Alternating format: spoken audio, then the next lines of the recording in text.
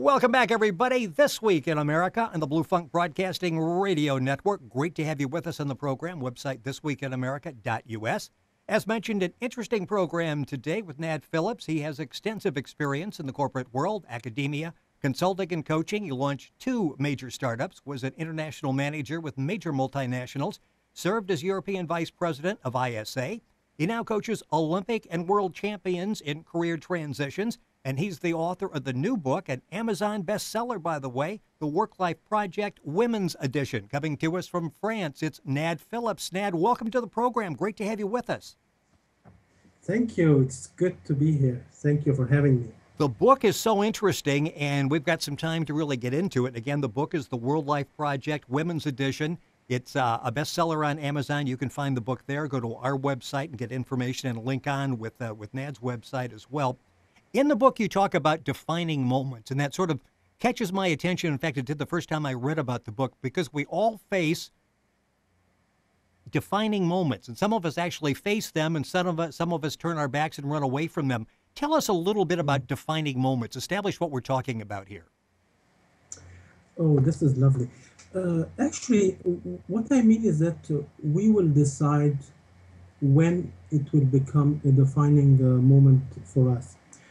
And generally, if we look at life and we go through some kind of a cycle, so we will go through initiation, we will go through growth, we will go through stabilization, and some people call it stagnation, and then inevitably either we go into decline or we go into new beginnings. So the defining moments actually are the moments where you have to make the decision not to stay any longer than necessary in any of these phases. So a lot of people could stay too long in initiation. They never make it to growth. They never understand, and they are just happy learning without ever putting it into practice and making something out of it. So the phase where you really want to spend a lot of time is growth, because this is where it's happening. And some people, they get to stabilization, actually they start cruising and they get comfortable. But the problem is they are not growing anymore. It can be comfortable, but if you stay there too long, you find yourself declining. Well, you faced a situation that you talk about in the book, the Work-Life Project Women's Edition. You're 40 years old and you're saying, okay, am I happy? What can I do to be happy, to be really happy? And obviously for you, that was a turning point. That was a defining moment. How did you face that and decide, okay, you went back to school, you totally shifted everything you were doing in your life. How did you do that? Absolutely. Yes, I was 40, and at that time I was in the corporate world, and actually I was working for a big American multinational that have bought our European concern, and I was VP for Europe. And I was looking at my boss, and I asked myself a question: do you really want to do the job of this guy? And the question was definitely not. Even though the guy was earning like 10 times what I'm earning, and his net worth was like much higher than mine, it didn't matter. I said, this is not the life I want to lead. And then I really asked myself the question: if it's not this, what do you want to do? And actually in the corporate world, there are 2 things that I really love. One was the capacity to create and build products and build business and make things happen. And the other was dealing with human beings, doing things together, getting close knit group of people and doing something together. So I said, okay, maybe I've done everything I could with products, and maybe let's now concentrate on the human side. And this is when I decided, I'm out of the corporate world and I want to go and become a coach and a trainer. And you're right, I went back to school. I learned, I studied a lot. And at the same time, I first joined a company to learn the trade, because I was like a beginner. And I took it from there. I stayed 4 years in that company, and then I started my own business, and I became a free man again. You're listening to This Week in America. Our website is thisweekinamerica.us. Our guest on the program is Nad Phillips. He's the author of the book, The Work Life Project, Women's Edition. Information on the book at his website, coachnad.com. You can link onto our website, get all that information. The book, as I mentioned, is an Amazon bestseller. A fascinating book. And let's define work-life project, and then we'll talk about some things that actually people can apply to their life. When we're talking about work-life project, what does that mean to people? Define what you're talking about. Okay, so basically, I use a metaphor of be, do, have, and give. So work and life for me are the same. They are integrated. It's not that you are schizophrenic and you have two life. You behave in a certain way when you are at work, and then you become human when you meet your family and and you finish your work. So I don't believe in this dichotomy, and I don't believe you're two persons. So what you're trying to integrate is your life, and obviously you'll be spending a lot of time in your work life. So this time have to be well spent, because this is basically majority of the time you're awake. Yes. So you better use it to enjoy life and to grow. So this idea of first you have to be, because if you are, you can do from a place of integrity, and you can do it from a place of congruence. So first develop, and then behave in a certain way, and then because you behave in a certain way, you are able to have, and when you are able to have, you're able to give. And I believe in that cycle, becoming everything you can become. That means developing, and then doing things in accordance with who you are, what you believe in, and this will create affluence, and you will have, and you will enjoy the fruit of your labor. And because you have, you need to give. You need to give back, and then you are in a virtuous cycle. In the book, The Work-Life Project Women's Edition, you do a 5-step methodology, and the book is fascinating reading because you can actually you grow. You lay out that roadmap as you're reading through the book, and I want to talk about some of the specific skills that you're talking about and things that are needed. Fascinated by what you talk about are soft skills and essential practices, and this. I guess what, Ned, the whole thing goes back to sort of knowing yourself, knowing who you are. Once you establish that, you can follow up with the rest of the procedures, correct? Absolutely. And nothing new. I mean, the Greeks said it ages, ages ago, and I don't know how many messengers since. Yes, it remains the starting point. If you want to make choices, and you want to be aware, and you want to live a life of purpose, at one point in time you need to examine your life, and you need to know where you want to go. It doesn't mean that you're going to plan your life and everything is going to happen like your plan. This will never happen. But it means that you make conscious decisions, and it also means that you are going to be concerned with your own development. You'll be concerned with your emotional development, your spiritual development, your cognitive development, your physical development, etc. That means you are aware of what you're doing, and you know why you're doing things. And I was when I was thinking about that, I was thinking about, do we really know nowadays what's good for us? And if we knew what's good for us, are we able to live by? Are we able to live by our virtues? Are we able to do what's good for us and for other people? And in order to do that, it's actually a lot of work. And you're right to mention that soft skills nowadays are becoming at least as important as hard skills.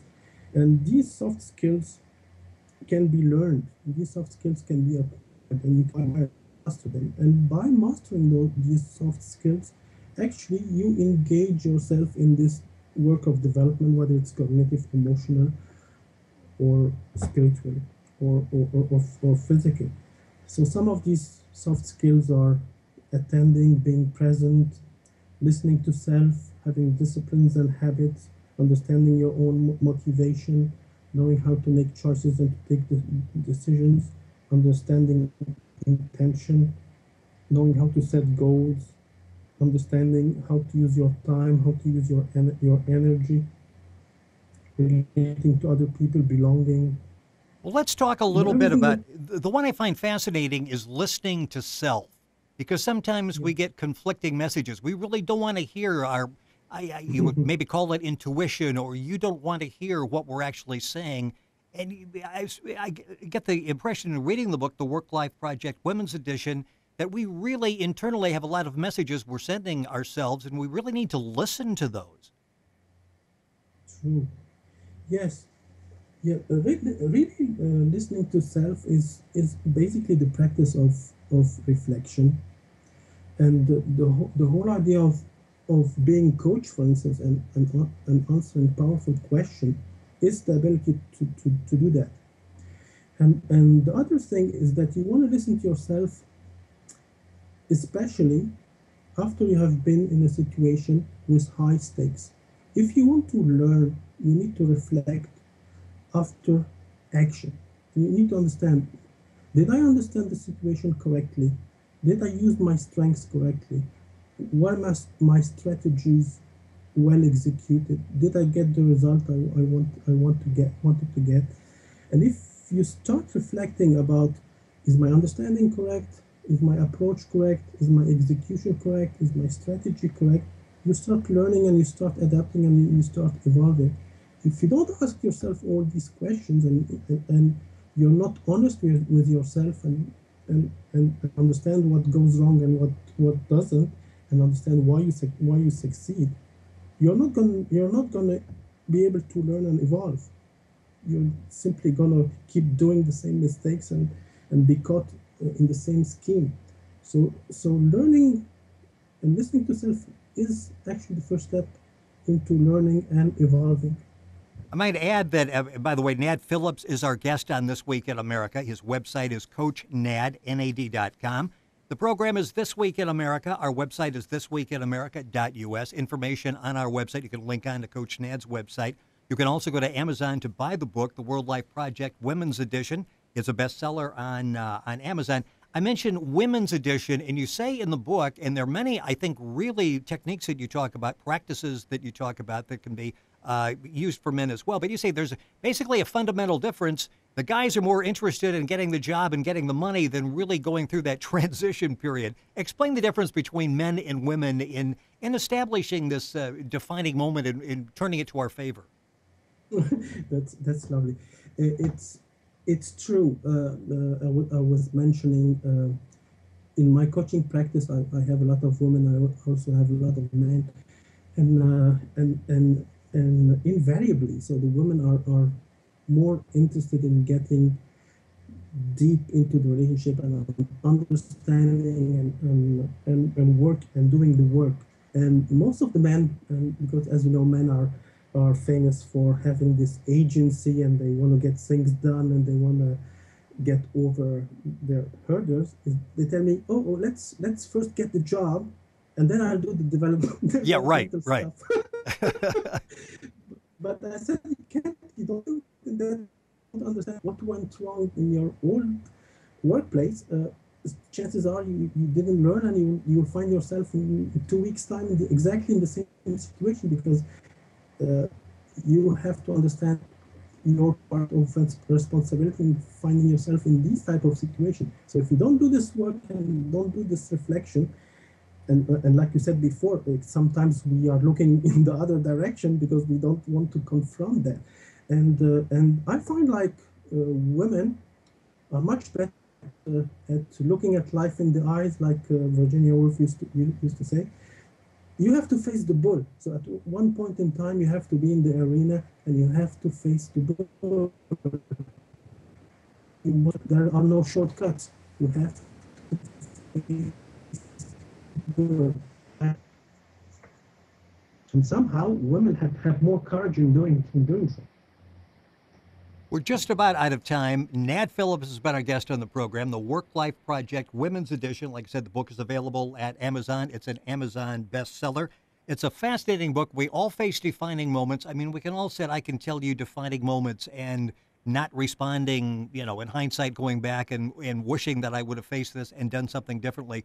We all have issues that we face like that. And I know one of the things you like to talk about in dealing with women, and we've only got a minute or so left here, is what you call jobsticles. And it's interesting because we all face jobsticles, just something in our way. And one of those is fear of competing. And boy, as a coach, whether it's coaching business people or certainly athletes, you have to overcome that. How do we overcome that? You got about 30 seconds to talk us out of our fears of failure.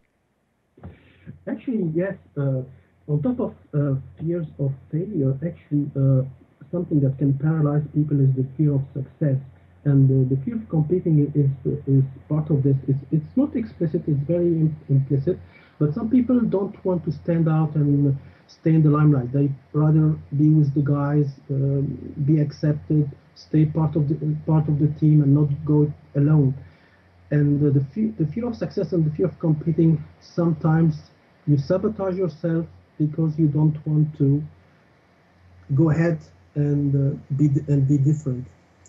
And I have this instance where I was coaching an athlete, and he was suffering from the fear of success. And when he finally sat down and talked with his team members, and they discussed the issue, he started playing the best games in his life because he was not afraid anymore to shine, and shine he did. Fascinating. The book is The Work-Life Project, Women's Edition. Our guest on This Week in America has been Nad Phillips. Nad's website is CoachNad.com. Nad is N-A-D. Our website, thisweekinamerica.us, and you can log on and link on to Nad's website, get some great information, get information on the book. Nad, thank you for joining us on This Week in America. Great to have you with us on the program. Thank you so much.